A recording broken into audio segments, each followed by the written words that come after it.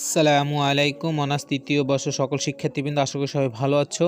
তো আজকে আমরা বাংলা প্রবন্ধ ১ বিষয় কোড ২৩১০১১ এর ক বিভাগের প্রশ্ন ও উত্তর নিয়ে আলোচনা করব।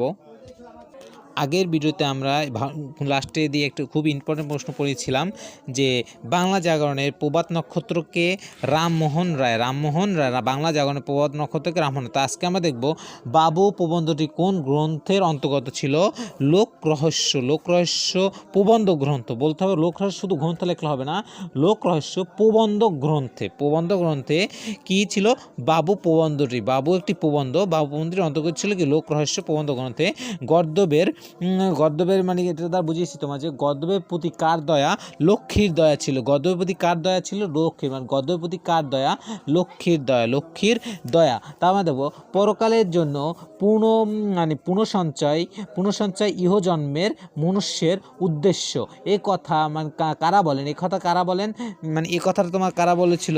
যে এ কথা বলেছিল যারা জগতে ধর্মাত্মক, যারা জগতে ধর্মাত্মক বলে পরিচয় দেন, তারাই এই কথা বলেন যে পরকালের জন্য পুণ্য সঞ্চয় ইহজন্মে মনুষ্যের উদ্দেশ্য। রবীন্দ্রনাথ ঠাকুর কালিদাস প্রীতি লাভ করেছিলেন কোন সূত্রে? উত্তরাধিকারী সূত্রটা আমরা জানি যে উত্তরাধিকারী সূত্রে রবীন্দ্রনাথ ঠাকুর কালিদাস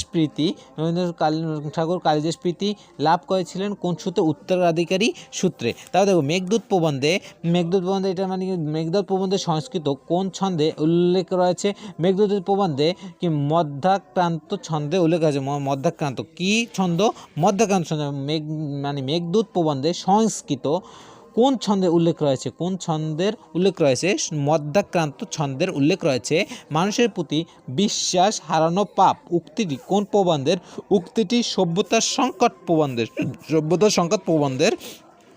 এটা বুঝতে হবে যে মানুষের প্রতি বিশ্বাস হারানো পাপ,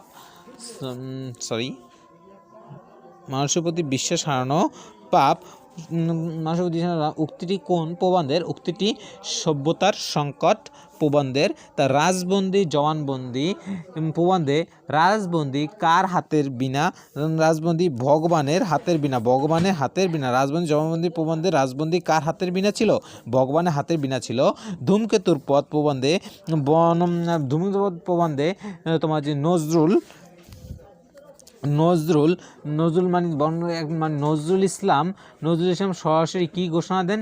বিদ্রোহ ঘোষণা দেন। কোথায়? ধূমকেতুর প্রবন্ধে। নজরুল ইসলাম কি ঘোষণা দিয়েছিলেন? কি বিদ্রোহ